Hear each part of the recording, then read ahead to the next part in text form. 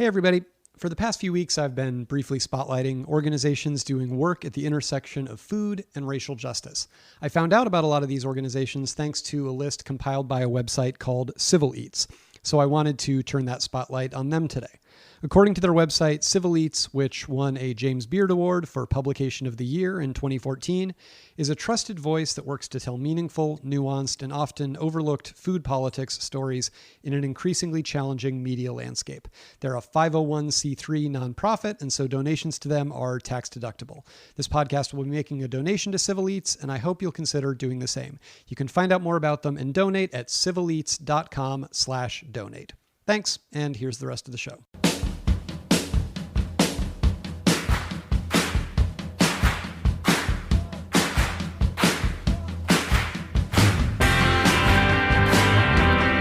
Hello, I am DC Pierson. I am your host. I am a author, comedian, and enthusiastic home cook, and this is Stay for Dinner, a podcast of cooking, curiosity, and conversation. If you love cooking, if you hate cooking, if you have no idea how you feel about cooking, if you're tired of cooking because you've been doing it all quarantine, congratulations, you are in the right place. The place at the moment is my apartment kitchen in Los Angeles, and my guest later on in the program, coming to us remotely from New York City, will be comedian Yoni Lotan. Yoni is hilarious. I knew him originally from a comedy group called Bleak that I loved, sketch comedy group, and he is now a comedian living and acting in New York City. You might recognize him from Russian Doll on Netflix. He does hilarious internet and Twitter and Instagram stuff, and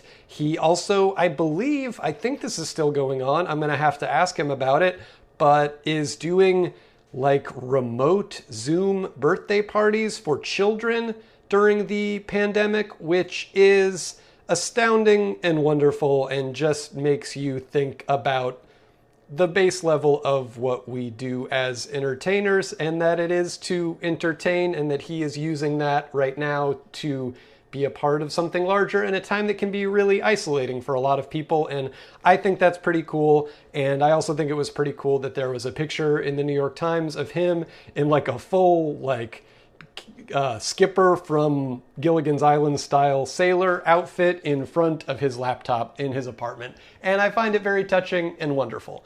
And I can't wait to talk to him later on. But first, before we do that, I am going to be making a recipe from the New York Times. Hot sauce roast chicken with tangy kale salad. I love this recipe. I think of it as the hot sauce chicken. I have made it before. It is perhaps, and this should not be the only reason to make it, but it's a totally valid reason, probably my most liked post ever on Instagram is when I made this before. It is basically just a whole roast chicken drenched in hot sauce and butter. And it's kind of like a buffalo wing type thing, but skews more Tex-Mex, and it's phenomenal. It is a recipe by Josef Centeno, who has many restaurants here in Los Angeles, including Baco Mercat. And this recipe is written up in the New York Times by Alexa Weibel, and it's fun, it turns out great, and I like that it has a little accompanying salad, and I like even more that I already had all the stuff to make the salad in our fridge. It's very exciting. I can't wait to have this again. This recipe, I would say, is like, I know it's summer right now, but worth turning on your oven during the day to make this recipe. Oh, it's so good. It's everything I want in that it's roast chicken and it's spicy and it's ultimately dripping in butter. It's fantastic. So first things first, quick check of my ingredients. We have, of course, a chicken, a 4 to 4.5 pound whole chicken, 8 tablespoons of unsalted butter. That's like 1 stick, chilled. I don't have that visually in front of me. It's still in the refrigerator, but I trust that it's there. I saw it earlier. Kosher salt, of course, black pepper, 3/4 teaspoon to 1 teaspoon of ground chipotle or chili powder. We just have plain chili powder. Used to have a nice ground chipotle chili powder, but it has gone AWOL. Got to get some more. 3/4 of a teaspoon of ground cumin, or cumin. Would love somebody to tell me officially how that's pronounced. 1/2 teaspoon of onion powder. 1/2 a lemon cut into 2 wedges. This is satisfying. We just had 1/2 a lemon sitting in the top shelf of our fridge. So that is kismet, I think. That is the original definition of kismet. 1/3 of a cup of vinegar-based arbol hot sauce, like Cholula or Crystal. We have Crystal hot sauce. Crystal hot sauce to me is the pinnacle of hot sauce. I don't really love like a Tabasco, but Crystal just hits that sweet spot between like a Louisiana style hot sauce and being actually having a nice kick to it, but not being, I feel like there's like an astringency to certain hot sauces that Crystal does not have. It's the best, and I would love nothing more than to drench an entire chicken in it, and we're gonna do that today. For the vinaigrette for the salad, we're gonna have 1/4 cup of extra virgin olive oil, 1.5 teaspoons of lime zest, plus 5 teaspoons of lime juice. Alexa points out that that's about 2 limes, 2 teaspoons of dried oregano, preferably Mexican oregano. We just have plain oregano. Again, used to have Mexican oregano. It has since disappeared. Elves that steal ingredients. Is that an idea? 1 small garlic clove, finely grated, 1/4 teaspoon of black pepper, a pinch of fine sea salt. And then for the cabbage and kale slaw, we're going to have 3/4 of a pound of green cabbage. We actually have purple cabbage, which I guess 3/4 of a pound is about 1/2 a head. I think the I think the purple cabbage rather is going to be a nice color contrast with the kale, so I feel okay about it. 6 ounces of Tuscan kale, stemmed, cut into thin ribbons. I don't know if we have the kind of spiky kale. Is that Tuscan? I'm going to look it up. Whoa, newsflash, it's not. Tuscan kale we have curly kale. This Tuscan kale is is often called lacinato kale. I think that's what I had heard it referred to as before. It is the kind that doesn't have the sort of like super spiky, wavy leaves. It is more leafy looking, I guess I would say, more than anything. I also think in my experience of getting kale, having the best of intentions for it, and then it kind of sitting in the crisper, I think that the curly kale might hold up better in the fridge. So sometimes, even though I like lacinato kale, sometimes or reach for the curly kale just if we feel like we're not going to use it super soon. So our slaw is going to be a little off the beaten path of the recipe, but that's cool. And then speaking of, the recipe calls for 1/2 cup of finely chopped fresh cilantro, mint or parsley, or a combination thereof. We are going to, I have like some parsley. It's like the end of a batch of parsley. Some of it's going a little yellow, probably won't use that part, so we'll be sort of hunting and pecking for the green leaves that are left in this bunch. So we will be stemming and cutting the kale into thin ribbons and thinly slicing the cabbage, but I'm not going to do all that stuff until I get my chicken in the oven.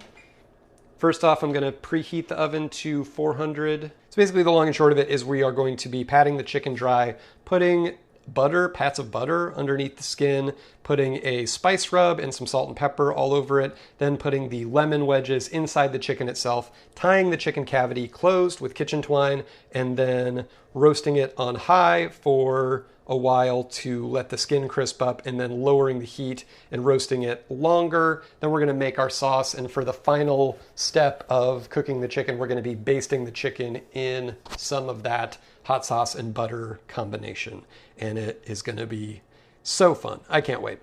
So, got my oven preheated. Let's get our chicken out. Oh, one thing that I forgot to mention, she says in the head note for this recipe that rice or beans would be good to serve with this. I totally agree. I think in our case, this would be the kind of thing that I would normally make with rice, but I think just because we have potatoes, I might do some roasted potatoes on the side at the same time as I have my chicken in. I haven't really decided yet, so I will be doing that sort of offline on my own time. But definitely, if you're thinking about making this, consider a starch. First things first, we are going to pat the chicken dry with a paper towel. That'll help the skin get crispier. Ultimately, The goal with this one is not to get hyper crispy skin because we're going to be basting it with a butter and hot sauce mixture at the end. But regardless, if you have a nice base level of cooked skin, I think it still presents you with a nicer texture overall than if it's just flabby the entire time. Then we are going to be taking our whole stick of butter, setting aside like 3 tablespoons, and then slicing the other 5 tablespoons into thin slices that we will be placing under the skin. And that's why we want the butter to be chilled, so that it slices easily. Then we're going to fill the cavity with salt and pepper, or rather salt and pepper the cavity, not fill it with salt and pepper, although that's an idea too. And working with the chicken while sprinkling salt in there is a good opportunity to use one hand to manipulate the chicken and use the clean hand to sprinkle salt and put your hand back in the salt pig, etc., so you're not contaminating your salt. But if you're anything like me, you didn't do your pepper first, like grind it out into a separate dish, which I always mean to do before I start doing something like this and usually forget to. So I gotta wash my hands before I manipulate my pepper mill. Because you were probably looking for opportunities to think about where germs are or are not. You're not getting enough of that in your everyday life right now. Well, I'm happy to offer you this escape. All right, gonna grind some pepper into a little dish. That way I can access it for sprinkling, because it's kind of hard to hold the chicken open while also grinding out the pepper. I think in general it's a good idea to remember to season inside the cavity of the chicken, because even though you're not necessarily going to be, that's not all surface that you're going to be eating necessarily, I do think it's almost like you can think of the whole chicken as having 2 sides, the inside, the outside, and we always think of seasoning the outside, but it's like you also want to season the inside because it's just another chance for the salt and stuff to permeate as much as possible. I might have overdone it on the pepper. All right, now gonna work the skin away from the meat of the chicken to give us some place to put the butter so it gets crispy. So as it says in the recipe, working with your fingers, carefully loosen the skin by sliding your fingers between the skin and the meat. So I'm gonna do that slowly, just kind of separate it up. Not gonna get it completely separated, but also don't want to break the skin. Just giving ourselves like pockets to slip butter into. I'm gonna turn it over. Try to do the same with the legs and thighs. And again, some places it's easier to do, some places it's a little bit more difficult. In my case, it was really easy to find an access point on one side for the thighs, less so on the other side, but I think I just got one. Oops, and I ripped the skin. There you go. Hence the word delicate. That's okay. Now that I've created these butter pockets, I'm going to slide in these pats of butter. Again, trying to work as delicately as possible. And I ripped some on the other side of the thigh. So I've got about half distributed on the thigh side. I'm going to do the same for the breast side, and there's just more surface area, so probably more opportunities to evenly distribute it. And it looks kind of crazy with these little square yellow geometric forms of the butter underneath the skin, but it will pay dividends later, flavor-wise. All right, now that I have the butter tucked in, going to mix up our spice blend of chili powder, onion powder, cumin, and that's 3/4 of a teaspoon of ground cumin, 3/4 to a teaspoon, dealer's choice, of chili powder, chipotle chili powder if you have it, and half a teaspoon of onion powder.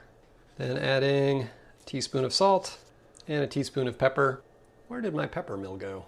It was the elves that steal ingredients from that great idea I had earlier. Aha, there it is. Mix that around to form my spice mixture. and then rub the chicken all over with it. And I wasn't thrilled with the evenness of the rub job that I did, so there's some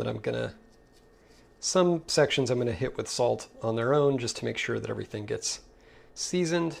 And then gonna cut my lemon in half and put the wedges into the cavity of the chicken. Then gonna tie the legs together with kitchen twine. If you don't have kitchen twine, I would not let that stop you from making this recipe. I think it'd probably be fine. It's just to kind of, I think, capture that moisture within the cavity. You could also use toothpicks to close it up, but we do have twine, so I am going to cut myself a piece of it. Then, as it says, tuck the legs behind the back of the chicken, crisscross them at the ankles, and then at that point where they cross, that's where I'm gonna wrap my twine. Tied it a few times, then I'm going to pull it tight and tie a knot or two so that the cavity is pretty well closed. And then use my scissors to cut off any excess twine. And then we'll see those scissors again at the end to cut the twine when it's done. Then I'm going to get out a roasting pan, put a rack in that pan, put the chicken onto it breast side up, and put it in the oven, which is by now fully preheated to 400. And now that it's in the oven, going to let it hang out there for 15 to 20 minutes until the skin gets crisped up and a little bit browned. All right, now that the chicken is in, I am going to do the prep for the cabbage and kale slaw. And that looks like taking my half a head of cabbage and thinly slicing it. Can't remember who it was, but somebody online in the past few weeks was doing some sort of, that I follow, was doing some sort of cooking project, and she was just like, man, look at how much food cabbage is. Like when you take a head of cabbage, which is usually pretty small, you know, it's like smaller than, you know, a basketball by far. I guess I was just comparing the two because they're both like ball shaped. And it's bigger than a baseball. So like a mid-sized ball. And you get it sliced up. It's just so much, exactly what she said. I wish I could remember who this was. It's just so much food. All of these little weird, neat little leaves of cabbage all packed in. And then when you get them sliced and you kind of pull it apart, it's like, oh my gosh, there's so much in here. And you kind of unravel it. It's great. It's a great food. I feel like children being exposed to it for the first time, at least speaking for myself, in the original Charlie and the Chocolate Factory movie, where I'm pretty sure, doesn't the Bucket family eat like really gross looking cabbage stew that's basically indistinguishable from the laundry that the mom stirs in the Cheer Up Charlie scene, which is interminable? So it just kind of creates this association in your mind of like cabbage equals old people, all of whom share a bed and wear nightgowns. And it's a gross looking food, and it also reminds me of the laundry that she's stirring in what is easily the most boring scene in the movie and possibly all of cinema. It's funny that they were like, yeah, this movie needs to have a hit single. And that is what they chose, and that is the form in which they chose to try to launch it. Now I'm going to take my kale and cut it off of the ribs, which always feels very kind of exacting and fun.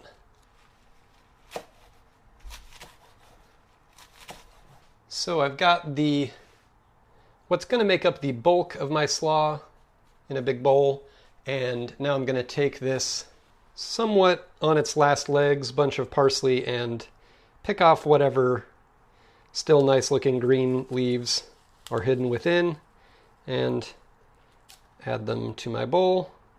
I'm going to make the vinaigrette in a little bit just to have it on hand, but won't be dressing the slaw until the end because I don't want it to get soggy.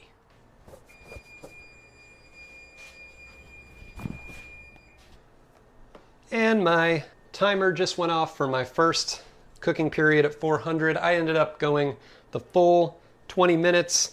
I am letting everything go for kind of the longer period of time because, yes, you guessed it, still don't have a meat thermometer. Never think of it until it's too late, and so I am just erring on the side of caution and trying to let the chicken cook for a reasonable amount of time without overcooking.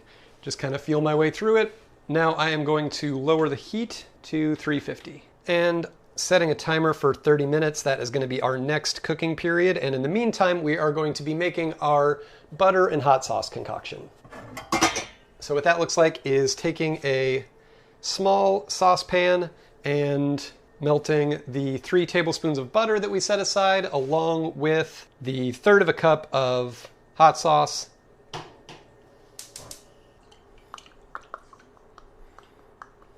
And the color of the resulting sauce, and thus the chicken, really cannot be under-touted. It is so cool looking. All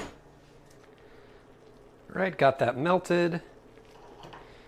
And then we're basically going to be dividing that up, some of which we're going to be basting the chicken with, and then some of which we're going to be saving for the very end to paint it before we serve, so that we don't want to get mixed up with the ones that we're going to be, the one that we're going to be dipping a brush with raw chicken juice on it. So we're going to set aside 2 tablespoons and keep the rest for basting the chicken while it's cooking. All right, and now I am going to do the prep for my vinaigrette, put all the ingredients in a jar that I can just shake up and put on at the end.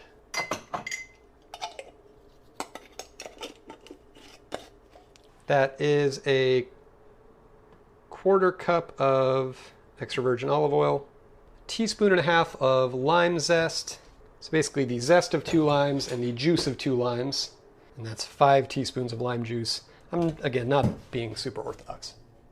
Oops, I juiced the limes before I zested them. That was not a good idea. I feel like the surface tension really helps you get all the zest that you need, but it's okay. Just going to do it with these little deflated footballs of half juiced lime, zesting them right into the jar.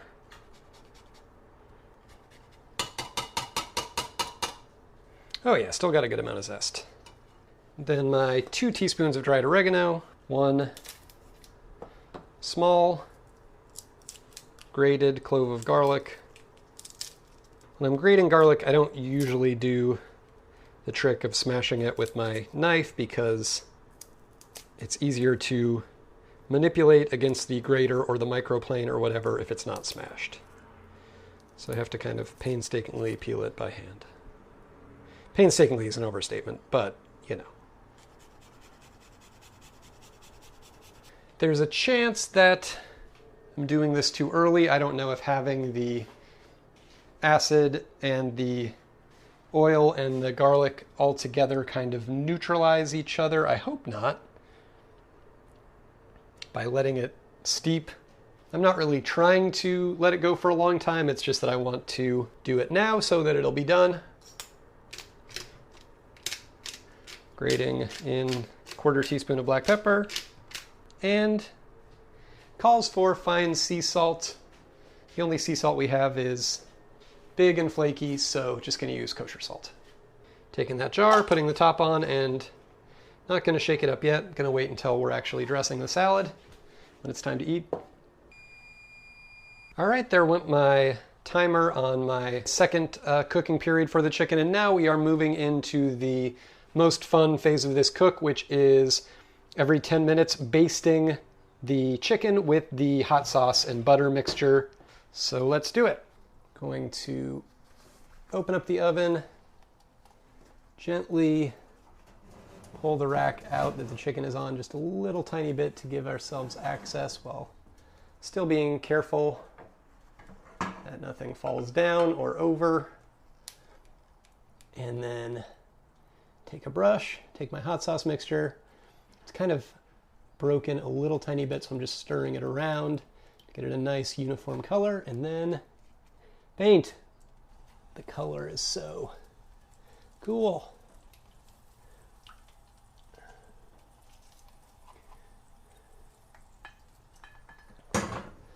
Just looks so appetizing. I don't know how else to describe it. Kind of rotating the chicken a little bit on the rack. Give myself access to the other leg. And paint.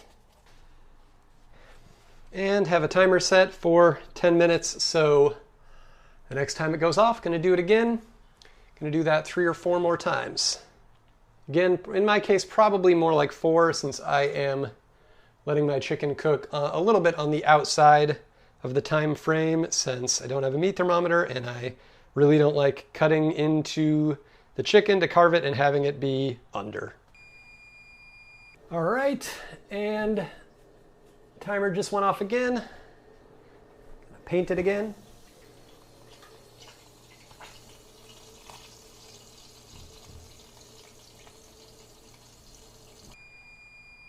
All right, my timer just went off again. Time for my 3rd painting session. Sort of running low on hot sauce here. I don't know if you can hear, but some runoff into the roasting pan. It's kind of crackling and popping. It's not burning or anything, which is nice. Have some to dribble over the chicken at the end. So this will probably be my final painting. I'm going to put it back in for 10 more minutes and then break it out. All right, so my last timer went off. Gonna break the chicken out of the oven and then take my reserved sauce and give it a final painting. Ooh.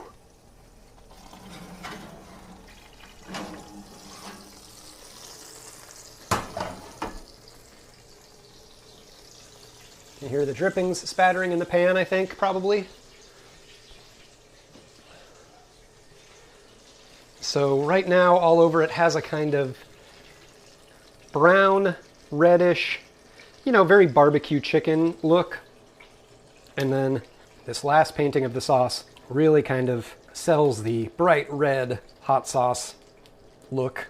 Painting it anywhere I can think to. Trying to hit some spots that maybe I didn't get to when it was in the oven, although I did an okay job. And then any parts that drip off go into the drippings, and I'm going to drizzle those on after I carve it. So that's all good. And it looks all lacquered and shiny and bright red and gorgeous, and it's going to be really good to eat. And how that's going to work is I'm going to let it sit for 15 minutes. While it's sitting, I am going to shake up my vinaigrette ingredients, dress my slaw with the vinaigrette, and then carve the chicken and serve it with my potatoes, or you could obviously do rice or beans or any starch of that nature. And it's going to be really good. I'm really excited. And I'm also really excited to talk to Yoni, catch up with him, see what he's been up to, see how cooking does or does not fit into his life, and maybe convince him to throw me a tiny birthday party. Enjoy.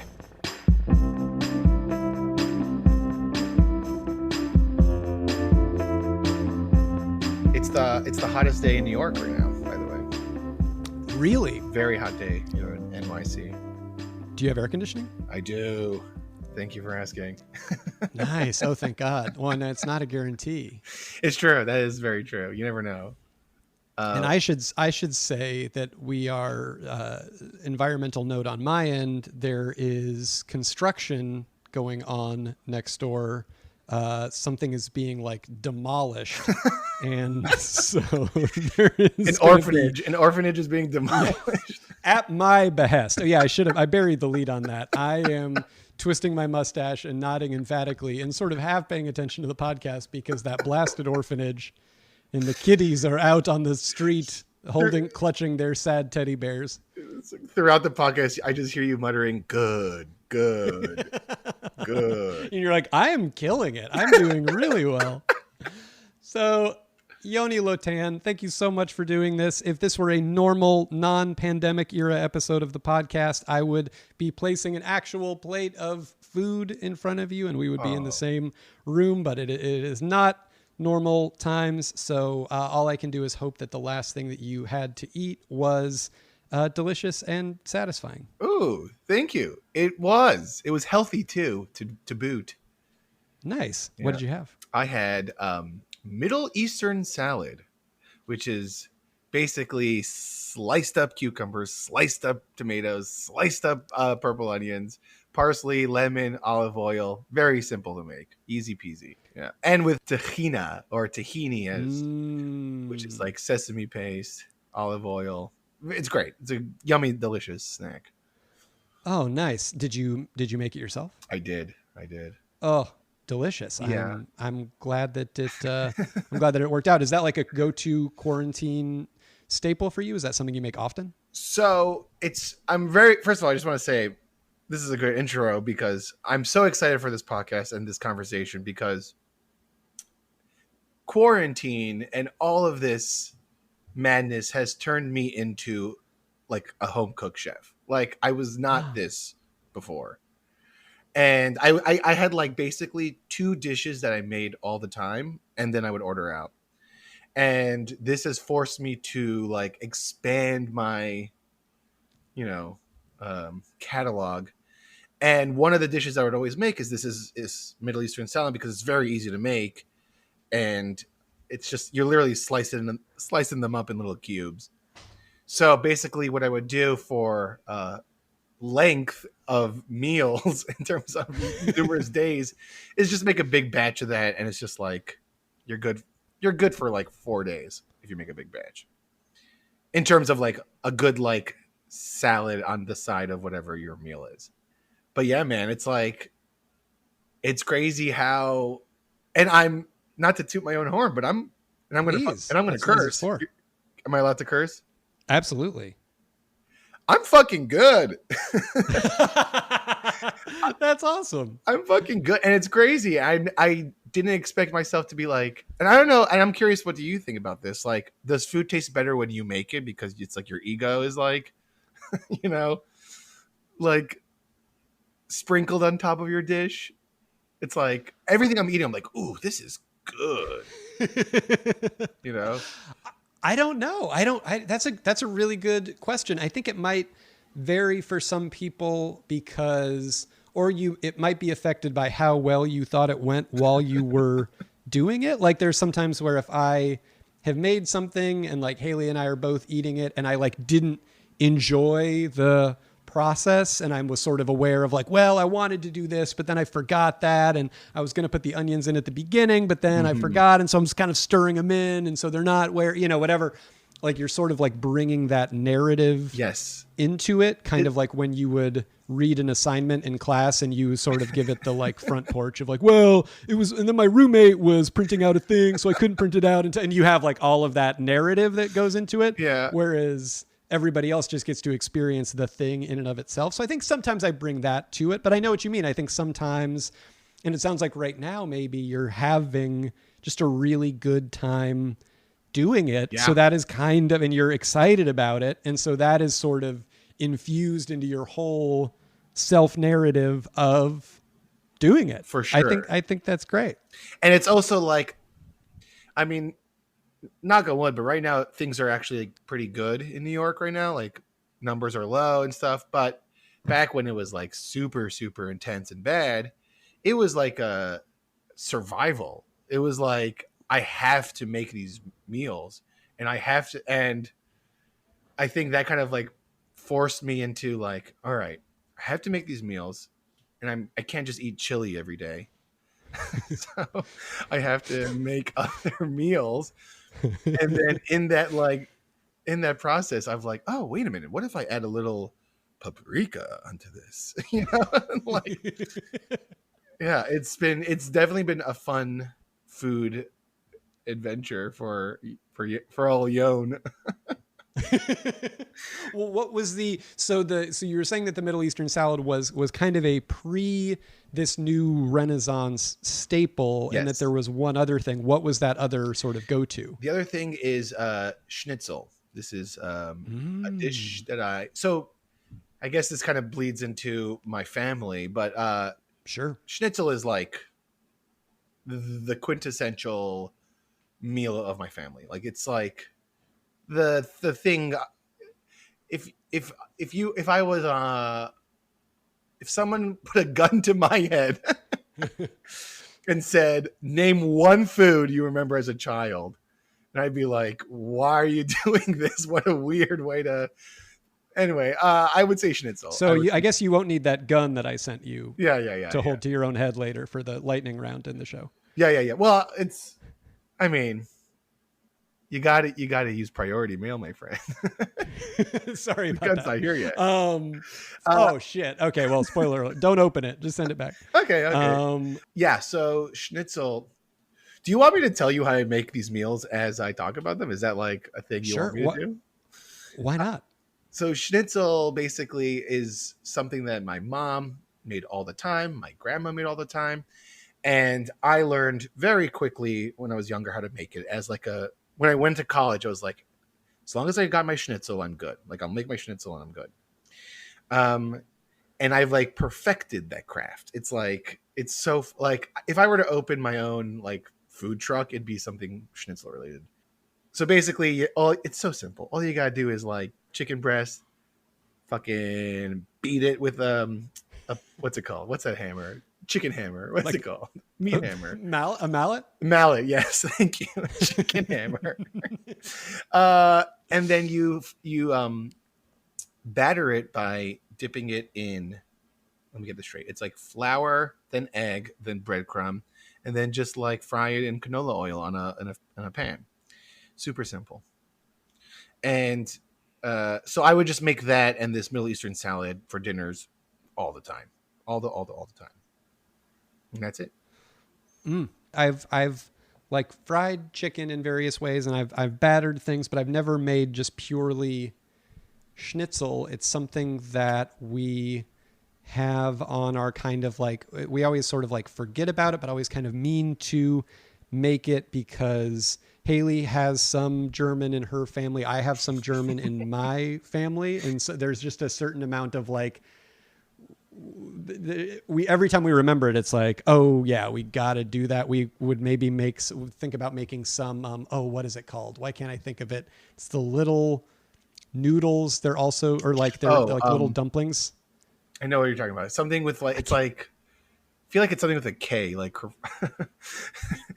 Yeah, it sounds, it's like a word like schnitzel, but it's not. The word that comes to my head is kerfuffle, but that's definitely not it.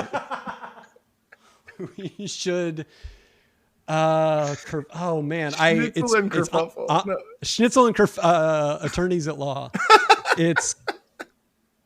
It's actually less fun if I do remember right now. So yeah. I think my brain knows that and is actively keeping it from me. But they're little German. They're basically noodles. It's basically, which is funny too, because then in Sound of Music they say "in schnitzel with noodles," and I have just received a text from somebody in the other room saying Spätzle. It's Spätzle. But I would love to know what the thing with the K is that you're thinking of. It's a kerfuffle. It's kerfuffle.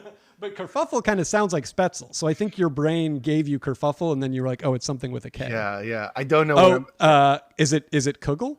Yes, it's Krugel is what I'm but that's not it at all. Krugel's like a. And that was something else that somebody texted me just coincidentally right now. The orphans from the orphanage. Exactly. Yes, exactly. They were like, maybe he'll take pity on us if we help him think of words for his podcast. And tough luck. Nice. You tell them. Are you making it with like, do you have like a gravy that you like with it or a sauce that you like? Or is it just like straight up schnitzel hits the plate? Straight up schnitzel hit the plate. You got to spritz a little lemon for sure. And sprinkle with parsley. It's great. Yum. I know. So yum. But this is the thing I like about schnitzel is that there's so many different ways to make this batter. Like you could use Planko, not Plinko. Plinko is Price is Right. Planko breadcrumbs. You could use like I like to put a little like sometimes I like put sriracha within the egg batter, so make it yum spicy. Oh yeah. Within the breadcrumbs you could throw in like all whatever spices you want to do. And I just did this thing which it was so good and like made such a difference. Is buttermilk. Yeah, you dip it in buttermilk before everything, and you kind of let it marinated a little bit, like get the buttermilk in there. Sure. And it was so buttermilk has been MVP in my book in terms of quarantine. Like buttermilk Really? is so good. It's What other stuff have you just ice used cream. it in? It's just like eating ice cream. But Are you making ice cream in quarantine? I have not. I have been buying ice cream with the word buttermilk in the title. But, Oh, gotcha. Okay. but it's in there. But I am currently buying an ice cream machine. I am going to make ice cream. No shit. So I have two separate friends have bought ice cream machines and have been making ice cream in quarantine. I always like to create ice cream flavors. It's just like I just would imagine what a good ice cream flavor would, and I would always tell my friends who buy these ice cream machines like, hey, you gotta try so and so flavor, and they're like, I'll try, blah, blah, blah. And then I was like, hey man, cut the middleman out. This is to myself. By the way, I was like, hey man, stop talking to yourself and get some ice cream. And I was like, yeah man. So I am buying, it's a KitchenAid mixer, for baking, that that thing that they're like, wow, wow, wow. Do you know what I'm talking about? I do. Yes, you are the second guest of this podcast to talk about the KitchenAid mixer and specifically the ice cream attachment. Those are the things that I am buying. And nice. I'm really excited. And can I tell you this one flavor that I'm super stoked about? I mean, if you feel comfortable giving that much game away in a public forum. Well, I made a conscious decision to be like, I'm not going to start my own business, Right. That's smart. I'm not. I think that's... Yeah. I know. I do think I'm just saying there's a certain type of person, and I have this personality type too, where I've never really done it, but everything I do or get into, there's a little part of me that's like, is this the thing? So I think it's just good to know if you have sounds like maybe you have some of that personality type as well, to go I'm deciding in advance, this is not the thing. I'm just going to do this. I think about that moment for every invention, like Crocs, for example. Like the guy who made Crocs or the woman who made Crocs, it's just yeah, I guess I'm gonna make Crocs. I guess Crocs is my business and I will sell Crocs and this is my life. I will make Crocs. I like Crocs. I love Crocs. And then just they dedicated their life to Crocs. Crocs the shoe, for those of you who don't know what I'm talking about. Oh, you thought there was somebody out there who thought you were talking about God deciding to make crocodiles. I don't know. Yeah, exactly. God was like, I guess I'm doing this. And then everything else is just the rest of the world is just God's side hustle, but he's really into these crocodiles. I mean, they have been around for a while. It's a pretty durable product. And I will... It's his original formula Coca-Cola. It's also crocodiles used to be full of cocaine. Not anymore though. It's also fun for me to imagine God calling crocodiles Crocs like that. Well, why? Because it makes him sound Australian. Yeah, or fun. God's chill. He abbreviates things. So sorry, you were saying. So my ice cream flavor, which please. And the reason why I feel comfortable, I think, for sharing it is because I feel like it's a hard flavor to knock out. And I feel like a lot of people will fail if they try this. You think there's it has a poison pill, or there's something in it that you have to know how to do it right, or you're never going to be able to So I love Szechuan food. It's I think my favorite style of food. I don't know the origin of location of food. It's my favorite food. And I love it because it's spicy and it's sweet and it's just flavors that make you feel alive. This is the Chinese regional cuisine that features the Szechuan peppercorn that often has a very sort of interesting, almost numbing property that you don't often find in other very unique flavor. It's a unique cuisine. Exactly. And I understand your passion for it. And the numbing element of it is I love it. It's just woo, you feel alive when you eat that food.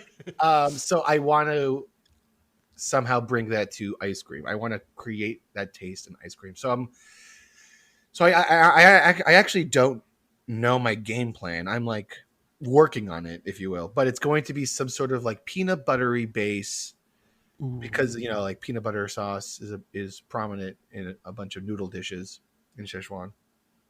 So it's like a peanut buttery, like ginger, like, and then like actually have like peppercorns in it. Like, you know, like make it a spicy ice cream, you know? I believe it will be done. It will be done.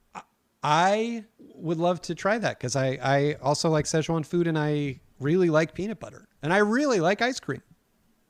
So sign me up. My man, I got you.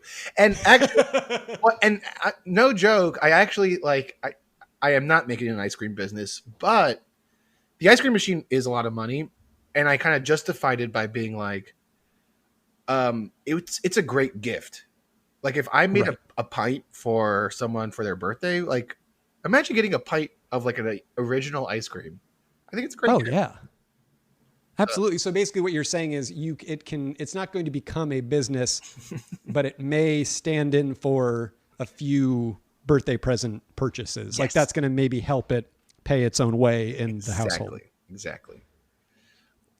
And I think this is very off topic, but gifts that are like made or like put attention to always hit harder than like, you know, a Yeti microphone. I looked down and I saw a Yeti microphone.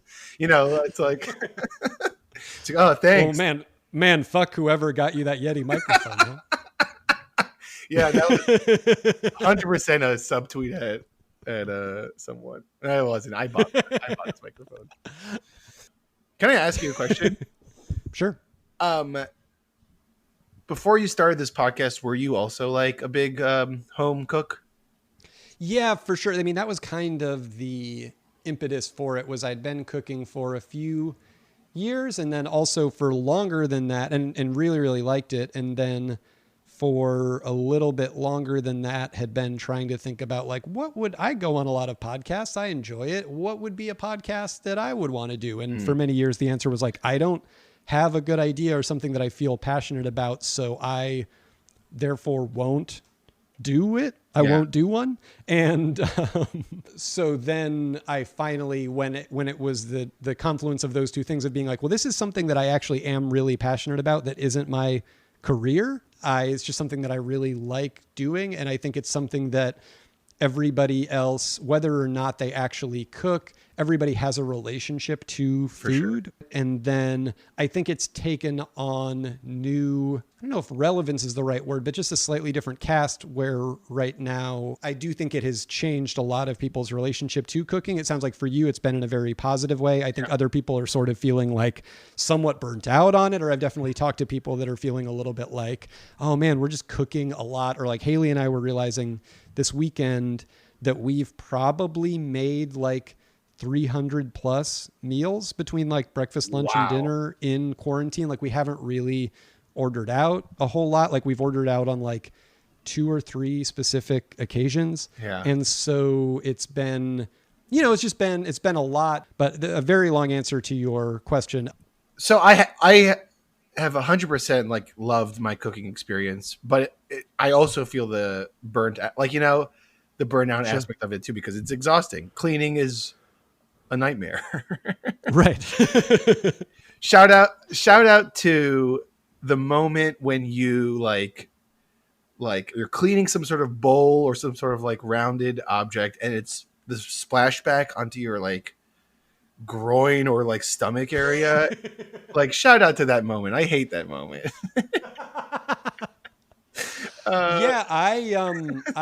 This is where, do you have an apron? Oh my God. That's an amazing idea. I didn't invent the apron. I'm just the guy that tells people about aprons. And in that way, I sort of invented the apron for you. Give me this person's number. I do have an apron and I completely don't use it at any process of my cooking. This is blowing my mind. I am so behind. Wow. So I've gotten in the habit of pretty much any time I step into the kitchen, I pretty much put my apron on, whether that's to do dishes, because we like don't have a dishwasher. So it is like the like just over the sink sort of, the fully intensive process with a lot of annoying splashback. And then I pretty much go barefoot around our house, but I almost always try to wear like slippers or shoes when I'm doing the dishes, because there's nothing I hate more than that feeling of like you're in bare feet and then you get like some water on like the kitchen tile and then your feet are like in the water. It's just, I don't have a lot of real sort of like, feelings that I truly, just those little things that get into your skin. But that's one of them for me that I cannot abide. So I'm always slippered up and aproned up when I'm doing the dishes. This is great advice. Put an apron on next time. It's true. That is going to make things much better.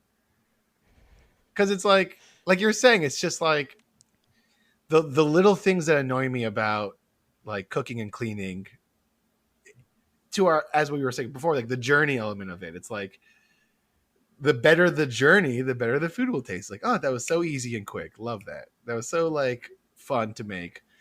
I didn't get any of my socks wet because of, which true story. I wore socks one time and that was, imagine stepping in some sort of wet in your own home with socks. Oh, nightmare. Oh, the worst. Oh, I really hate that feeling.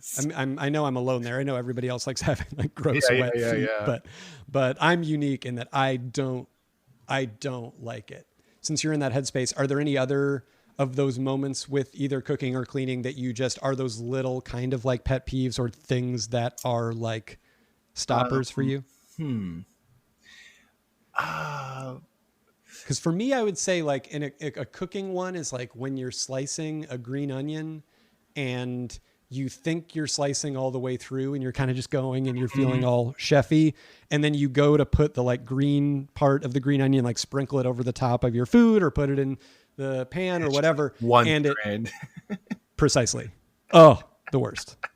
It's just one. It's like an accordion, it's just like, or like a smile, like a Joker's smile. Oh, yeah. And then you're like too like lazy to like recut it. So like sometimes you're just like, I guess I'll eat it with this, and then it's just like one long bite.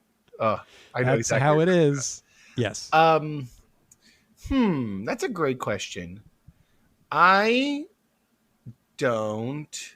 Nothing comes to mind, but there's definitely like little moments in which, like, I'm pretty loose when it comes to, as you can tell, like I'm not like an experienced cook, but I definitely have been like cooking a lot, and like. So like there's like, for example, you told me to wear an apron and I was like, whoa, good idea.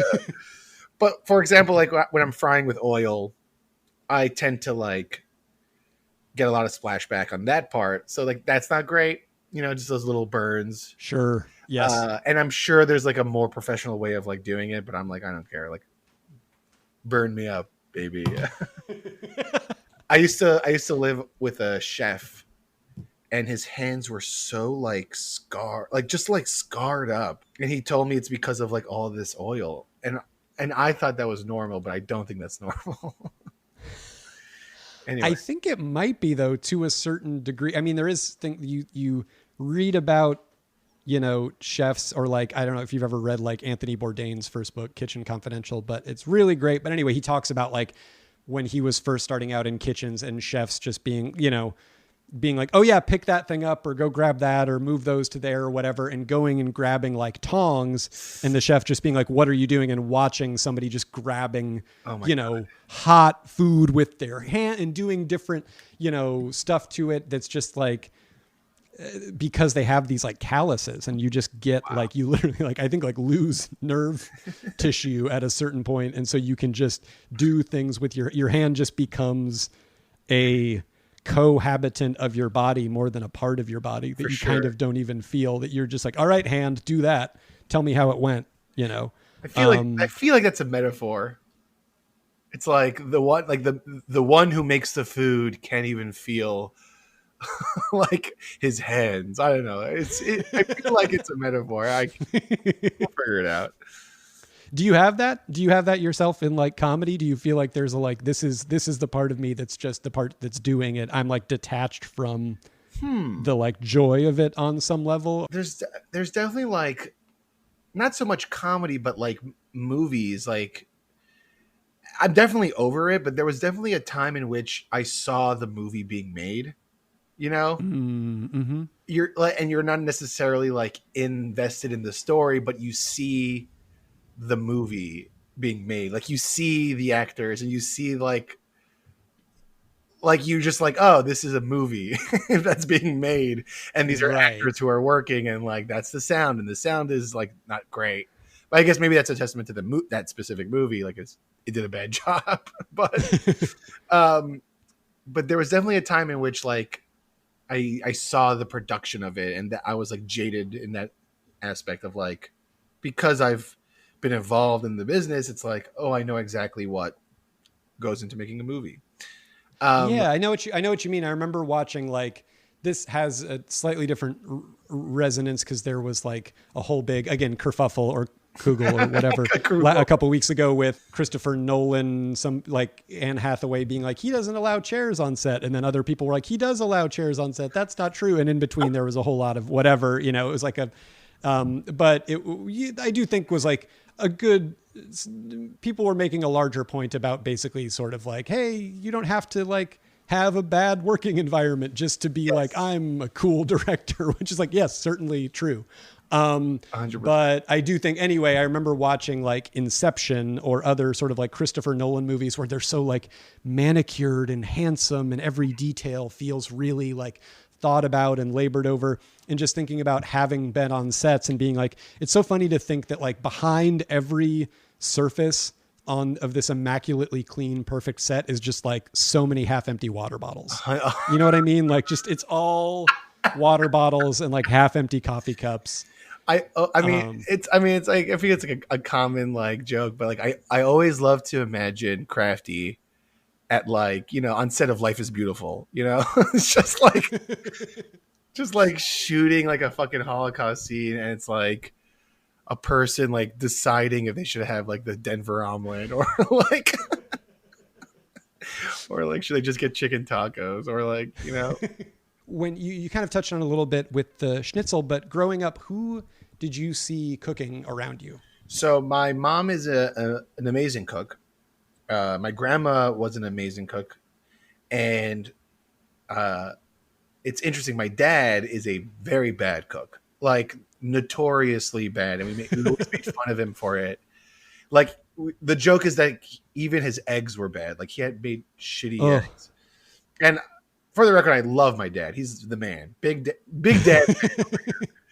But it was like one of those things where, like, I was never really a cook, but I did cook stuff. Like I managed to survive in college, and I kind of had this like lower like thought in my head. I was like, I gotta be better than my dad when it comes to food. Like I gotta make sure, because like when my mom was away for, I don't know, some sort of work thing, we had my dad, and we were all like, oh fuck, like this is not gonna be good. And all he would do is make eggs or oatmeal or order food. That was the thing with my dad.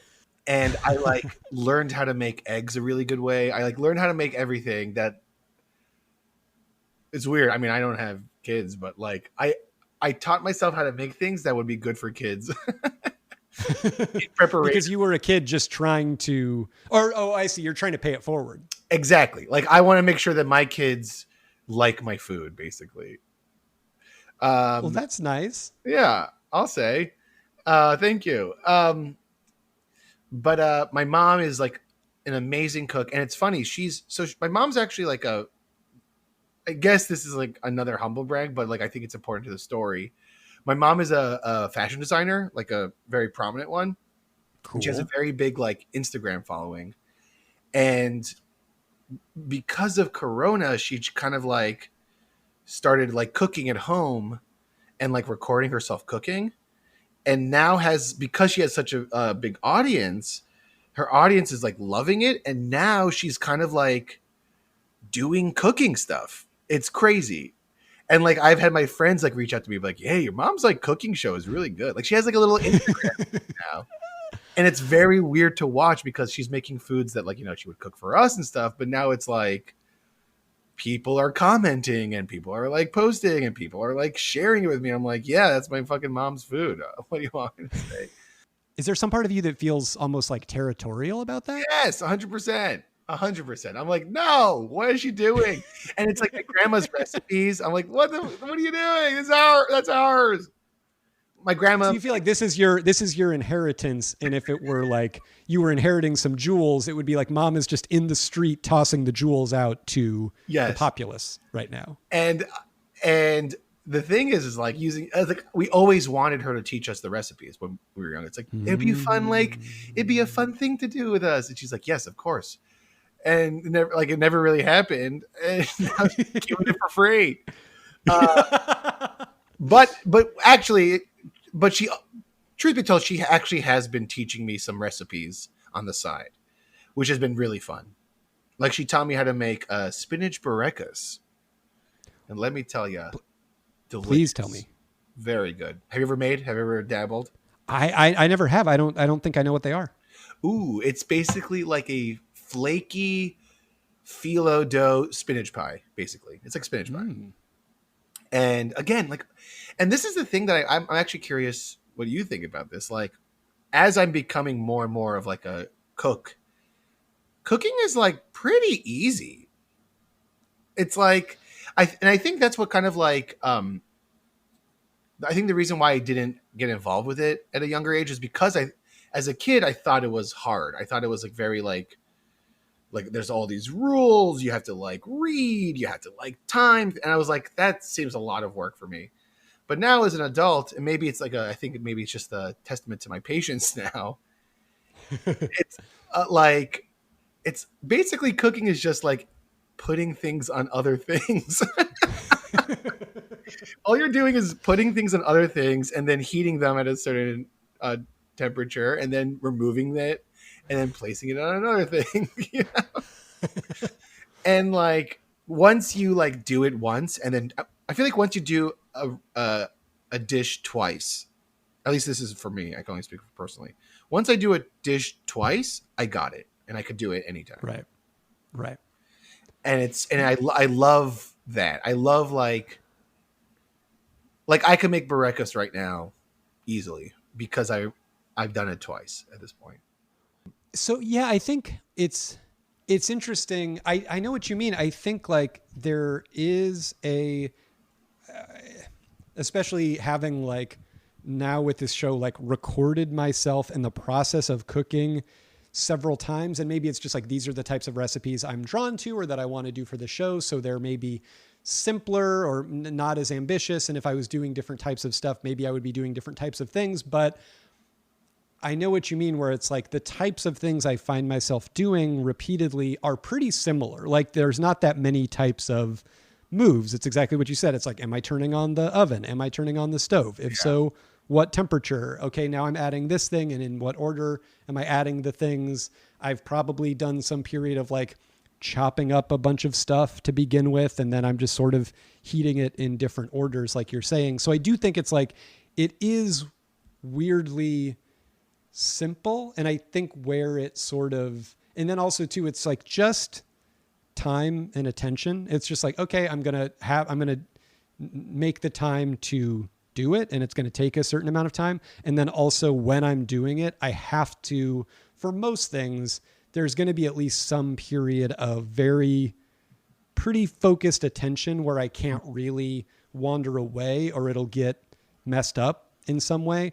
And so I do think it's like, on the one hand, that's very simple, right? It's like, okay, so if I just like pay attention, or if I'm working off a recipe, I'm just sort of going through the steps and I'm paying attention and I'm doing them and I'm taking the time to do them, then it is pretty simple. But I think conversely, it's like, well, also time and attention are pretty much the main ingredients to like doing literally anything. And and what really gets in our way is like actually taking the time to like apply that attention, I do think is where we get tripped up with a billion different things, where it's like, oh yeah, I guess as I'm saying that, I'm also talking about the process of like writing then why is it so hard some days to actually sit down and write and do this thing that I ostensibly love and feel like is part of the reason that I'm like alive? Why is it still so hard to like apply that attention? So I do think it's like, on the one hand, it's like, it's easy for me to say like, oh yeah, it's just like taking the time and paying attention to it. But then on the other hand, it's like, oh, that can be the hardest thing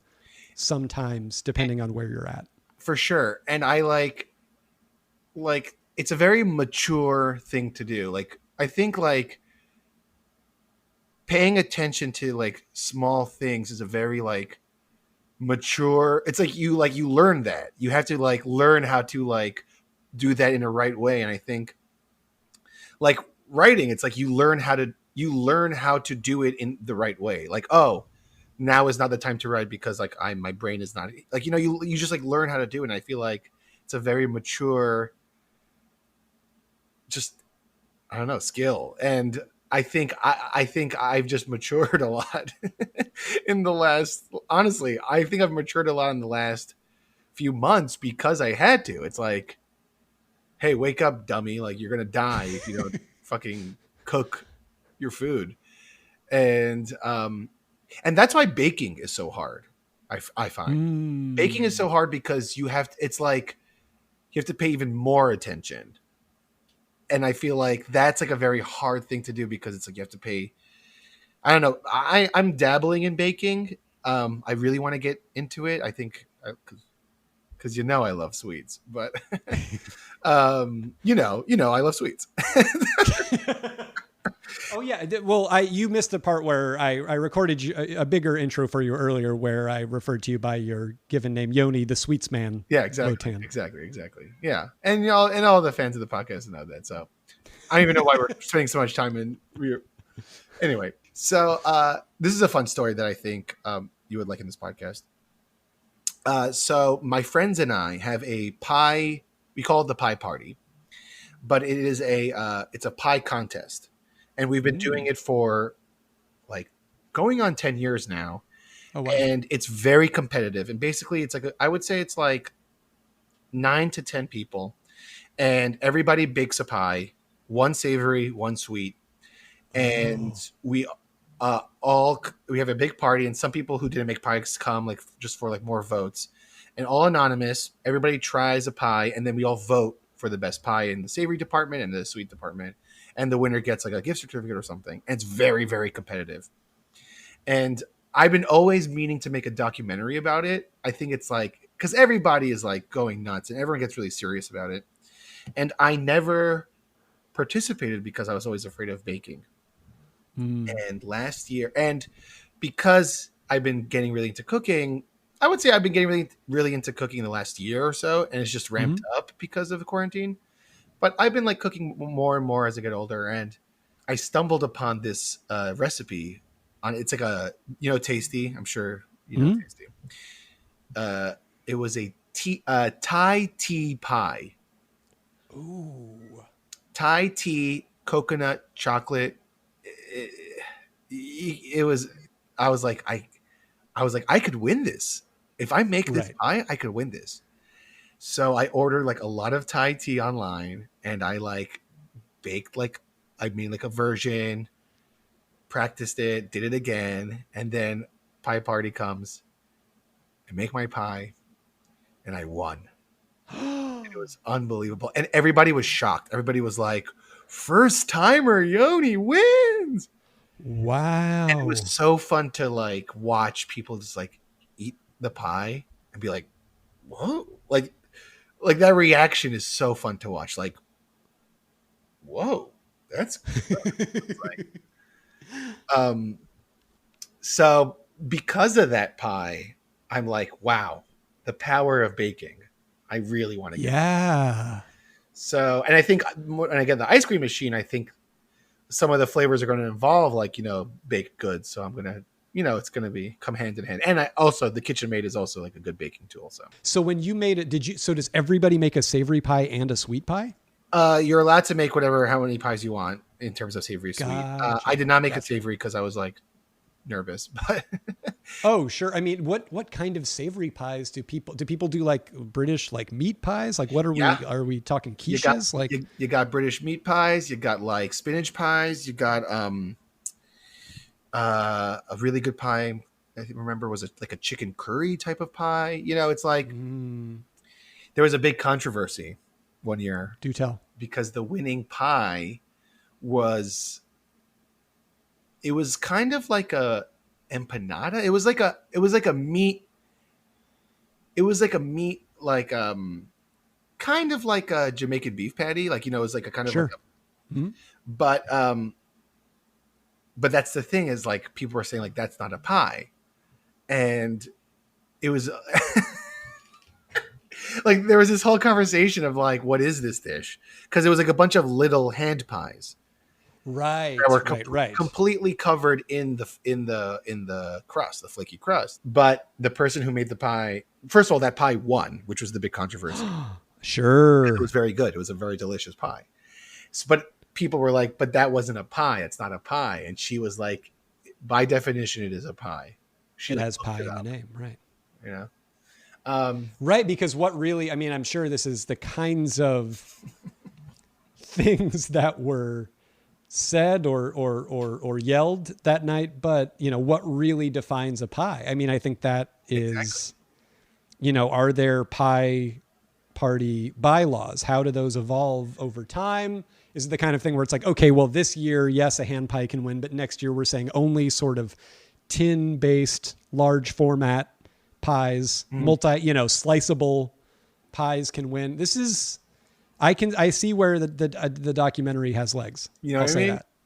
And I mean, it's like I think like British Bake Off. I think is like a good example of why this. It's like it's relevant. It's like people get really serious about this shit. Oh yeah. Okay, I think here's a pitch Yeah, for you. Take it or leave it. yeah, I do feel like, because I see the documentary hook, and I think if you're really following people, you can kind of see oh yeah, the process leading up to it. What are they thinking about? But my concern would be that if we didn't have the right mixture of like where people are at in their lives at the moment, I guess what my pitch is like narrative movie. yes, Pie Party is the hook. And my immediate thought is that you go like, oh, game night or whatever, like a high concept sort of comedy based around, and it's different characters and and I think that's probably where you end up. But where I immediately went was a sort of like lightly comedic, really very sort of like Noah Baumbach-y, comedy drama where we can really invest in these characters and like their backstory, what they're bringing to the table, why they're choosing a given pie, where they're at in their life, what the pie represents. You want to know something? I think, yes. Not to interrupt, but Please. I basically literally went the path you went. Yes. I like tried to make this documentary, like try to figure out what I would do, and I was like, you know what, this would be a good stage play. Yes. It would be a very interesting, like, that like Yes. like not quirky, but like, exactly what you said, like Noam Baumbach, like dialogue heavy, where it's like the pies are one thing, but underneath the crust, there's a whole. There you go. That's the fucking poster. So I no joke, even like I got, you know what? This is a great conversation because I think I might actually go back to this project. You got to do it. And you know what? I'll send it to you. Maybe we could collab on this. I like beated out characters based on my friends, because what's interesting is like every one of my friends is a very different personality, and then you have also couples who are both submitting for the pie. They can't show each other's pies. And that for sure has been like a root of some drama in the past. And we have, I'm not going to say names. I would never betray the laws of the pie party, but there is a person who famously has won many times in a row. Like, she's clearly the best baker. And it's like, it's just that has established an interesting dynamic because people obviously want to take down the queen. Yeah. And like when I won my pie, she was a little, I don't want to say upset, but she was definitely affected by the fact that it was my first time submitting. And she was like, just like, oh, so you just come in here, make a pie and you win. Yeah. And I was like, that's insane. Because there's so much about the creative process and about sort of how our relationship to success, our own identity, kind of the like, well, yeah, I can realize that that the pie party is not probably the most important thing in my year, but then what do I feel like when I realize that it is that? Yeah, for sure. Like wow. The documentary initially, when I was like beating it out, like I think the reason why I didn't end up doing it was because like you're absolutely right. Like we should go to each of their houses and interview them about their process and like why they're making this pie and like what their hopes and dreams are. And then you get the full backstory, and then you have your characters that you're rooting for, and then you have your like dramas. And then I was like, wait a minute, let me just write this. Why do I have to go into the work of like scheduling with my friends? There's also like a really funny process of the pie delivery, like getting the pie to the place is always like a funny aspect of this. Like people, because you want it to be anonymous, right? You want to be anonymous, and you also want it to be like hot and fresh. So like, so like the timing of when you cook the pie, a lot of people cook the pies like first thing in the morning of pie party. Some people do it the night before. It's very dramatic. Oh yeah.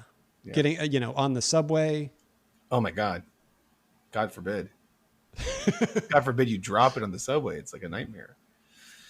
And this, by the way, this segment of the podcast, this part of it is playing in the credits of the Pie Party movie as people are filing out of the theater at Sundance 2025. And so to them, we should just say, we just want to say, judges, we hope you vote for this movie. And also, it's so good to see film festivals back in action. Absolutely. Well, speaking of little bit of a subject change, but something that I'm so, I guess, in terms of the pandemic, of things changing, entertainment models, different, making things happen, I am so fascinated by, and I don't know if you can talk about it or you want to talk about it, or if it's something you're still doing, but you were at least, I don't know if you still are, but doing kids parties over Zoom. How can we talk about that a little bit? I'm so fascinated by it. I think it's so cool. I could talk endlessly about this. I am still doing it. It is such an interesting experience that I can't think of anything that replicates it. Basically, in short, I have done a lot of work in the past. Like aside from being like an actor and a writer, I have like extensive work in like emceeing and like hosting events. And I've done a bunch of work with BuzzFeed as well as this toy store named Camp, which kind of, this guy left BuzzFeed to form this toy store called Camp. It's a very, very cool toy store. It's like an interactive experience in which like you go into the storefront and then the back door opens and then it's like a huge play area and where you like experience the toys. Very cool. So their whole thing is experience. And he reaches out to me and he says, hey, this is during Corona time. And he's like, hey, and this is like his idea, but they basically are doing these public Zoom birthday parties in which anybody can sign up for free to have a birthday party on Zoom. So I'm the host. I'm Captain Yoni. I'm head to toe in like a sea captain's outfit. And I set up a little thing in my apartment, like a little studio, and it's so adorable. So we invite. So in the beginning of the birthday show, it's just the birthday kids that you see in the Zoom and myself, but like you send the link to like friends and family and grandparents. Friends and family and grandparents. You invite who are neither. Yeah. But they could watch it, and then like halfway through the show, we invite them in, so then everybody gets to hang out at this big party. And I host up top, and then we have like a guest, like either a magician or a performer of some sort. And yeah, it's just been a really interesting look into. I have seen so many families, so many Right. kids. It's so interesting across the world. So aside from the public birthdays, they also do like private parties that you can hire us Mhm. for, and that's also very interesting because you're like indebted, embedded in the culture of a family, which is very interesting. And what Mm. I do for those is I host game shows. So basically, I ask information about the birthday kid, and then I create like a game show in which like trivia questions about the kid, and then we do like charades or something that's like focused on like things the kid likes. So it's like a really fun party, and it's it's been really interesting seeing. Like the sweetest part that always gets me is like when the camera cuts to like a grandparent and they're just like smiling, and it's like, Aw. oh man, like this is like this grandma just wants to hang out with her grandson but can't. And yeah, it's crazy. So we do that every day at 5 o'clock p.m. Eastern Standard Time, and then aside from that, there's like private parties. That's so. So basically, when you're doing the public ones, basically those are ones that people can sign up for and all Anytime, yeah. join at the same time. That's I gotcha. Oh, the public ones, yeah. The public ones are at 5 o'clock p.m. You like, there's like a link. You go to the website and you can sign up. Uh, and you know, it's so funny because I guess they didn't like check the website or anything, but like we'll have like, so at the beginning of the show, I like list the birthday kids. Like next up, we have like turning 7. It's Kaylee. And then, like Kaylee loves Pokemon, and next up we have turning 32 is like sometimes people like put their like adult friends in there and they never show up because I guess they realize what it is, but still we have that information, so it's like happy birthday to Tom Harrison. So you're sort of the pandemic era webcast Al Roker, where he would do the weather and then be like, "In your turn," like I guess with like centennial birthdays, or big so and so is turning 101 and she eats 3 eggs every day or whatever. Kind of. It's like a little deeper than that, in which it's like the beginning of the show. Like I say, we used to get like 30 kids a public party. Now it's like kind of lower because I think people are now hanging out more. But we would say it's like 11 kids right now. So I interview each kid up top. Gotcha. I see. Give them like 5 minutes each, and I like ask them personal questions, like how they're doing, and then I'm sure like a joke will come up. My favorite joke is to say I have a bunch of favorite jokes, and this is another element of it is like because I'm not performing as much because there's no stage to perform. Right. This has been like kind of fulfilling in that aspect of it. Like I'm performing, and Yeah. but when I say jokes, it's on Zoom, so it's like you have no idea if it's hitting or not. Right. So like I would tell a joke, and then it's just like silence, and I'm like, okay, I would say that like, all right, I guess that didn't hit. But every now and then I like hear a parent like laugh, like. So I'm like, okay, and I would ask the producers like, I'm doing good, right? They're like, yeah, it's great. Like you just can't hear them because they're all muted. Oh, you're gonna love this. So one of the games I play with the kids is I call it the big audition. And I first of all, I tell them what an audition is. It's so funny. I love it. I'm like, who could tell me what an actor or actress does? And then like a kid will say like an answer. And I'm like, great. I'm like, so in order to get these roles that they perform in, they have to do something called auditioning. And basically the game is I give them a line and an action, and then they basically audition for all of us. And the line is usually like I tell them to get a pair of sunglasses. So the line I like to do is they look into the camera, and then they say, "Lucky for you, it's my birthday," and then they put on glasses. So then it's like all these kids like give different reads, and it's like the most adorable thing. One time I had them do Vin Diesel impressions. I was like, all right, this is for the new Fast and Furious movie. So you'll be playing the role of like Vin Diesel's like child. So like, let me hear your Vin Diesels. and it's like a bunch of kids being like, it's great.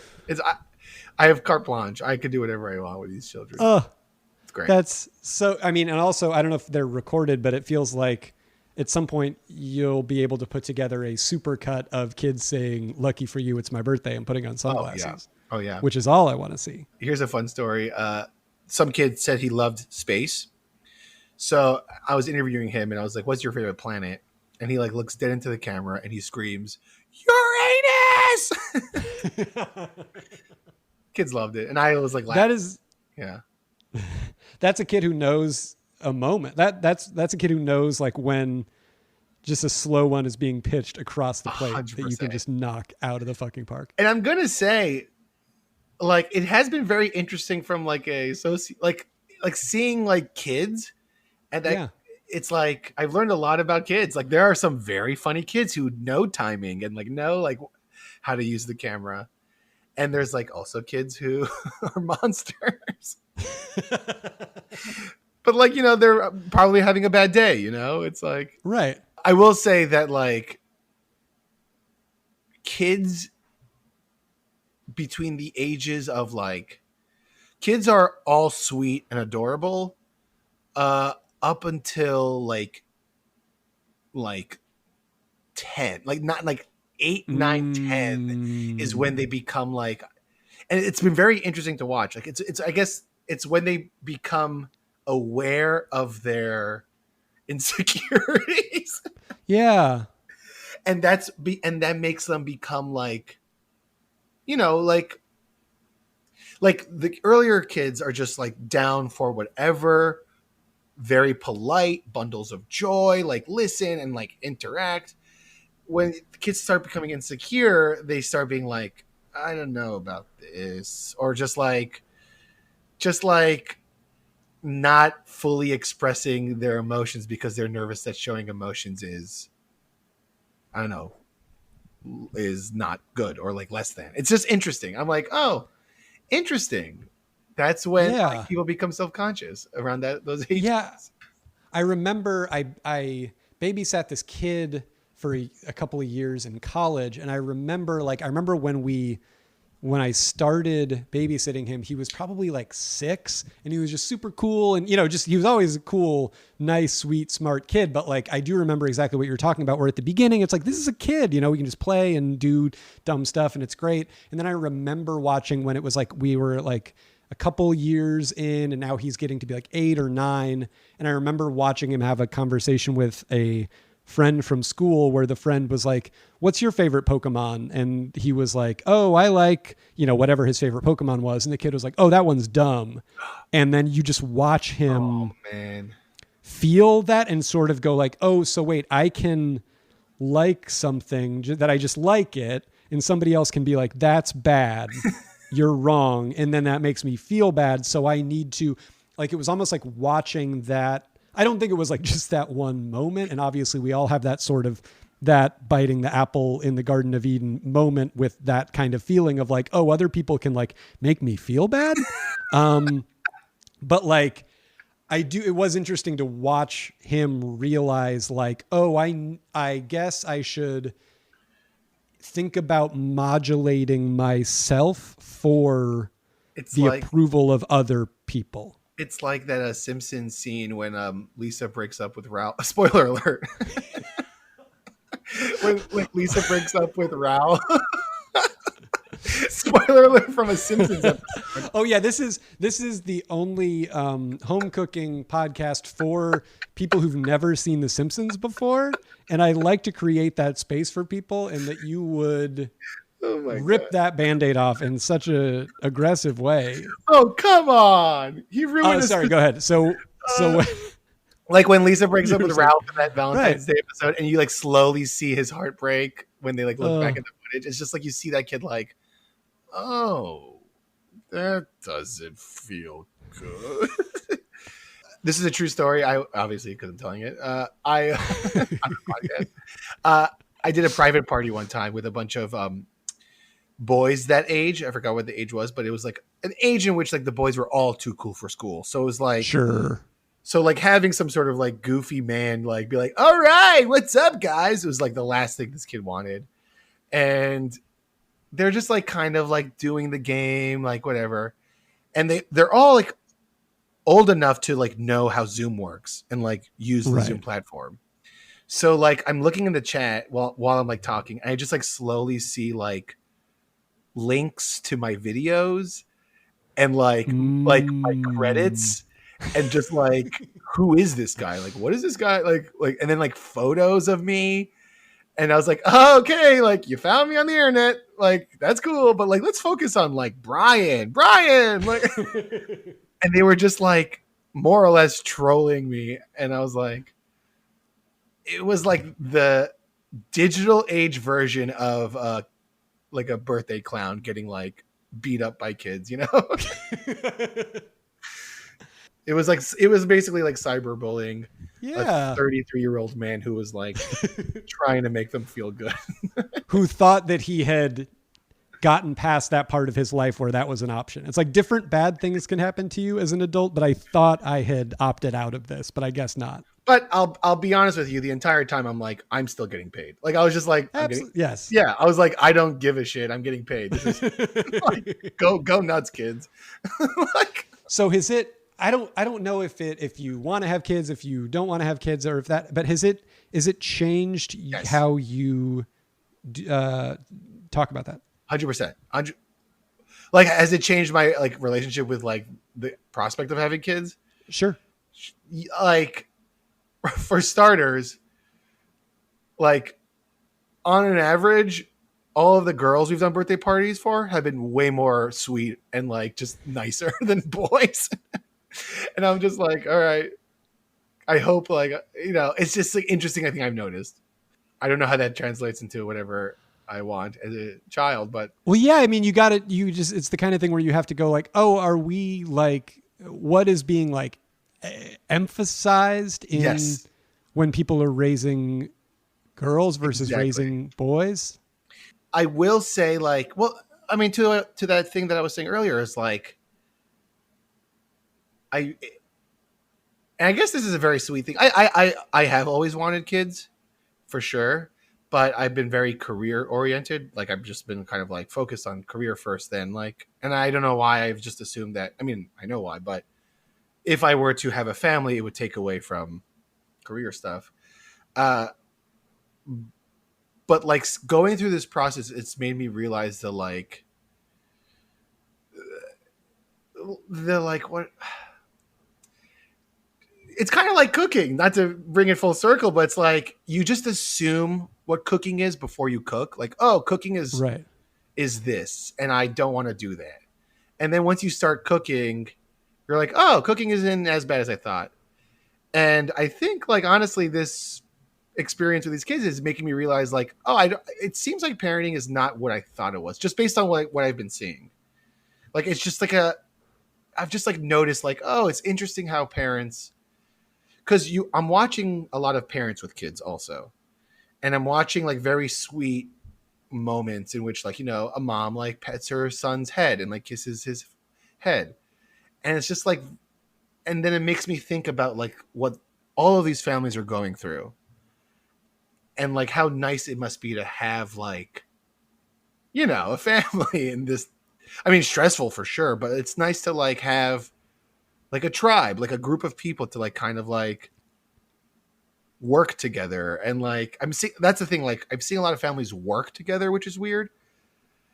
I don't know how to describe it, but it seems like a lot of these families are in a position in which everybody's affected, so everybody kind of has to like, to the best of their abilities, pull their weight, I guess. Yeah. I don't know. It's been weird. I don't know. This is just me observing all these families, but like for example, I had a private birthday party the other day, and it was like an older brother. It was this guy's birthday. This guy.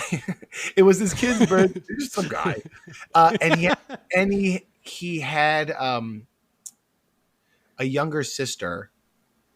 And it was his birthday, but he was being so nice to her. And like I could see that it was some sort of like attempt to make her also feel special. And I was like, what a nice thing, you know? Like what a and at some point, I forgot where it was, he said he like said that she's the most wonderful sister in the world. Like something like very sweet. At his birthday party to his friends and like family.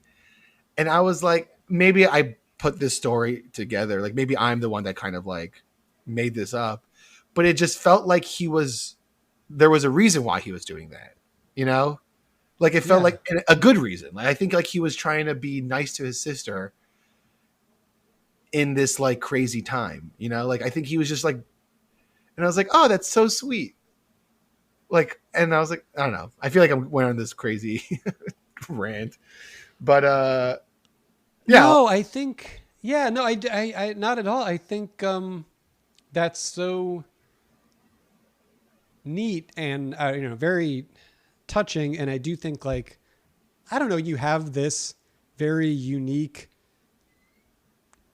insight right now or moment into it's like you're looking at all of these different people who are just as different as anybody can be, and the only commonalities are, okay, these are families, okay, somebody in the family has a birthday and it's the pandemic, so this is how we're doing it. So those are the commonalities. It's like but everything else is like different, but because you are seeing them within this particular moment and in this particular way, you just get to see a little bit into their lives, or it's like a vulnerable time where you are, this is not how they would have it if they had other options, or maybe they do have other options, but they're going, no, this is what we feel comfortable with. And this is what feels safe right now. And so you get to kind of see them and see those moments. And I don't know, I think that's really special. And it's so neat to me, or it does just kind of make me think about like why it is that we do what we do as like comedians or entertainers or whatever, that when you get right down to it, it's sort of like, well, there's a lot of stuff and we're trying to like express something about whatever. And we're trying to say something about what it means to be us and my take and my thing. But I think at the end of the day, it's like, on the one hand, it's like, you're trying to be like entertaining to people and make people's load a little bit lighter in the moment. And then also it's like making people in an audience feel sort of unified or feel like a part of something. For sure. And you're doing that in this really unique way, in a way that's in a time that's also extremely isolating. Yeah. Otherwise. Like I when I interview the kids, I always ask where they were, like, where are they reporting live from? And like sometimes kids say like I'm in Georgia right now. And it's just like in the back of your mind, you're like, oh shit. Like they're like in the middle of like, a huge uptick. And I obviously don't like be like, oh my God, are you okay? But like, I'm always like, it's so funny. I kind of click in my head, like, okay, like, here we go. Like, this is important. Like, make sure this kid feels good today. Like, feels like from like probably is like scared right now and like could definitely benefit from like having a nice. And it's funny, my friend had his birthday, he was an adult, and we like went to his backyard to like do like a social distance hangout, and he was saying he's like I'm low-key kind of bummed that like I'm not, it's my birthday, right? And I think about that, I was like, oh, like all these kids probably, it's doubled that because they're kids, that's like today's my special day. And to your community point, one of the things I like to say at the parties, the public parties, is like, so I interview every kid, say it's like 11 kids, and then at the end of it, I'm like, what's something really cool? All the kids we just showed you right now, you all have the same birthday. Like you're birthday buddies for life. Like you will always have this like birthday together. And I legitimately think that's cool, because it's like if I was on a birthday Zoom with all these people that have my same birthday as a kid, I'd be like, that's so cool. Like all these kids across the world are happy today with me, Yeah, that's so neat. I mean, it's almost kind of a weird little de facto community, like you said, or like little de facto family or something, you know? I don't know. Like, Yeah, and I, the, yeah, and like sometimes I'm like, wow, you're all Aquariuses. That's cool. And they're like, what are you talking about? Yeah. oh man, that's so cool. I just think that's neat. I don't have like really a further observation. It made me very, emotional hearing about it. I don't, you know, like, do you ever get emotional doing it? Or are you pretty much like, I'm locked in, I'm in show mode. Like you know, this is, you're pretty much on those rails. Yeah, there have been like a few moments in which I kind of like got like a little teary. Like it's crazy. It's like so I don't do it every day now. I used to do it every day, and it was actually getting a lot. Like mentally, It's very exhausting, and it's like you're putting 100% energy into these everyday Zooms. So just hearing that sentence is exhausting. Yeah. So there was definitely a time in which I was like kind of mentally a little unstable. And it's like there was one birthday show where I like fucked up left and right. I was like calling kids the wrong names. I was just like all over the place because I was like so tired and so exhausted. And then like after that, I was like, I think I need like a break, which I did and whatever. But there have been moments in which I don't know like what it is or like just like little moments. Like for example, when that, you know, I have two sisters and I'm very close with them, but like that moment I think about a lot is like when the brother was like just like so nice to his sister and her sister was like so nice to him. Like they were just like so very nice to each other. And that I got a little emotional at that, but like, oh, it's so nice when siblings are like on the same team, like working together. I like that. And another moment was there was a moment in which it was a private show. It was a private game show. And at the end of it, like, you know, we sing happy birthday, we blows the candles. And then I like to like give him the last word, like, all right, or give him or her just like, all right, before we go, we want to say anything to your family and friends. And this one kid was just like so, what's the word? Articulate. He was just like, I just want to say, like, I know this is really scary. And like I really wish that we were all here together, but like, you know, we're gonna be okay, we're gonna survive, and like I just want to say like it's just like a nice message, and I got like emotional because it was just like nice to hear a kid say that shit. I was just like hang in there, guys. And I was like, oh my god. And I was like crying. I was like, all right, well, good to drink. Thank you. Goodbye. And yeah, like grandparents are cute. Grandparents are sometimes very funny. They do like funny things. Yeah. It's just like a very cool thing. And I'm very lucky to be doing it. It's so cool. It's so cool. I mean, yeah, I think it's so neat, and I'm glad you're doing it. I'm glad anybody's doing it, and I'm particularly glad that you're doing it. You know. Also, I'll say that if adults, if you want to do it, I do adult parties too, and they're very fun. If anybody wants, just the inclusion of the word adult made it feel weird. And by the way, I do adult parties. Yes. Something about why is that? Why what the hell happened that the word adult in and of itself became in a certain context like, oh, he does adult parties. Okay. From 0 to 60, from talking about how like children make us cry. No, but that would be cool. I do think people should do that, and I do think it would be because like I do think we've all a little bit like I saw somebody online point this out the other day. I can't remember who, but like was talking about the, you know, just that sort of Zoom hang with a bunch of adults.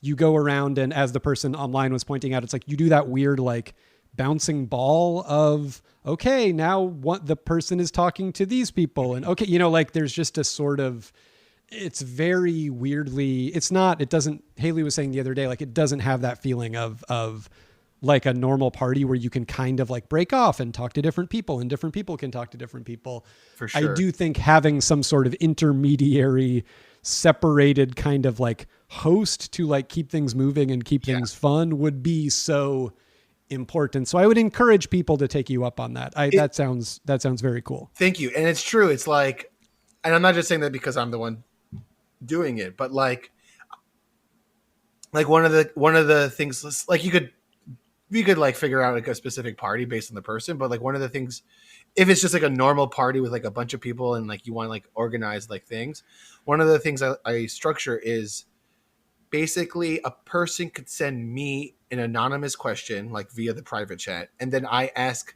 the birthday person to answer it, and then that person has to guess who asked the question and also answer it. So it's like it's like a game, but it's also like basically an organized way of everybody catching up with the person, and people could be on mute and just like kind of don't feel like they have to be on, you know? It's like a fun, right? Because the thing that a lot of people don't like about Zoom is that they're always on and they have to feel like they're talking or being looked at and shit. That's awesome. But you still are wearing a captain's hat, right? Oh, actually, sometimes yes, and sometimes no. Okay, again, now when you said sometimes no, it makes it sound a little... Pending on the adult. Exactly. So, final question, Yoni, if you could, obviously quarantine has been, that has kind of accelerated your cooking evolution, but is there something that you have not yet cooked or you don't know how to make, or it seems kind of intimidating, that you would like, if I could snap my fingers and know how to make this thing, be it something that you've had before, or something super fancy, or something that you remember from childhood, what would that thing be? What a great question. I have never thought about this question, and I think I should. And I will right now because it is happening.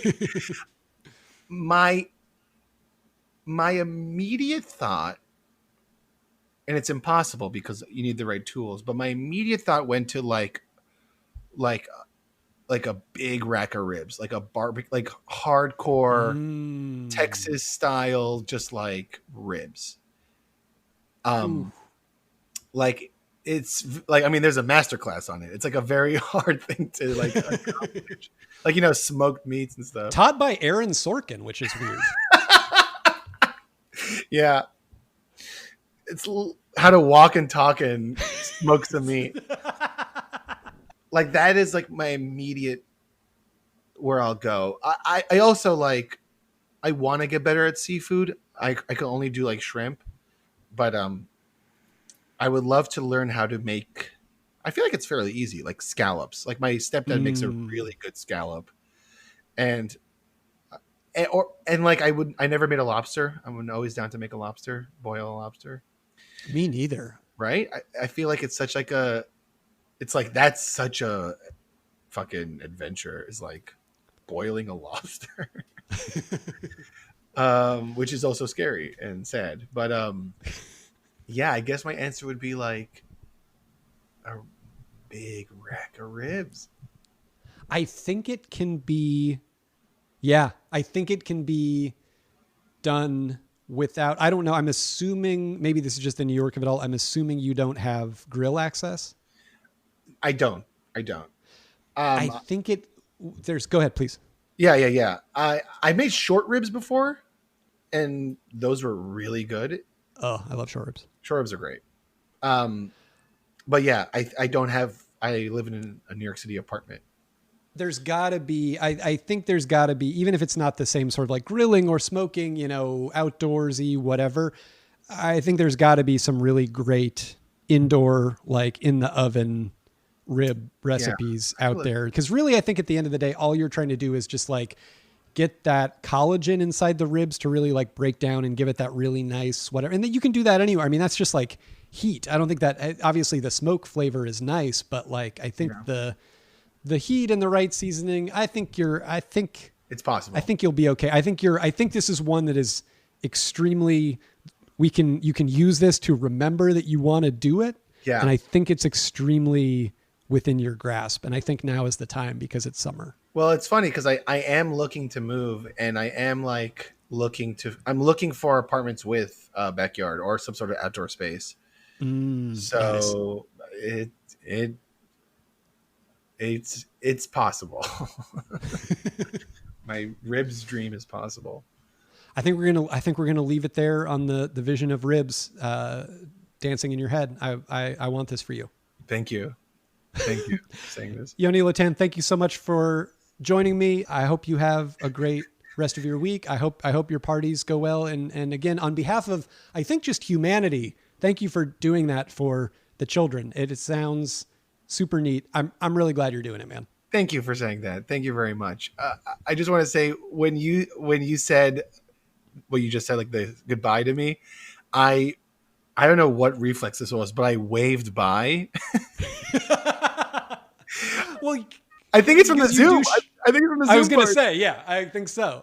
You do a Zoom entertainment thing where you have to like say goodbye to people. So it's just reflex. I literally, my hand went up and I waved to the like very slow moving sound waves of Zencastr.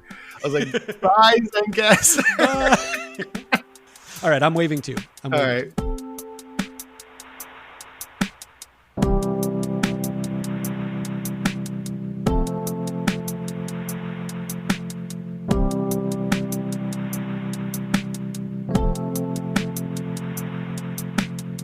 That is it. That is all for this week's episode of Stay for Dinner. Thank you again to Yoni Lotan for joining us. You can follow him on Instagram and Twitter at Yoni Lotan. Please do me a favor, rate, review, and subscribe to this podcast wherever it is that you get your podcasts. It really helps more people find the show, and that in turn helps there be more show. If you have not rated or subscribed or done any of those things yet, please consider doing so. I would very much appreciate it. I am DC Pierson on Twitter, or DEECEE Pierson on Instagram. If you decide you want to cook along at home, please tag me. I would love to hear your food, and I would love to hear your food. If you can record yourself putting your hand in your food, that's great too, but I would also love to see your food and hear how it went. My interstitial music is by Advance Bass, the amazing Owen Ashworth. My intro song is by Jason Anderson. It's called July 4th, 2004. And the cover art is by Sarah Beacon. That's Becan. I've written a couple of novels, The Boy Who Couldn't Sleep and Never Had To, and Crap Kingdom. Please support your local bookstore in whatever form they exist right now. And if you like hearing me talk, I read both of those audiobooks on Audible. That was the sound of a cat jumping on a box full of paper towels. That's all for now. Have a great week. Bye.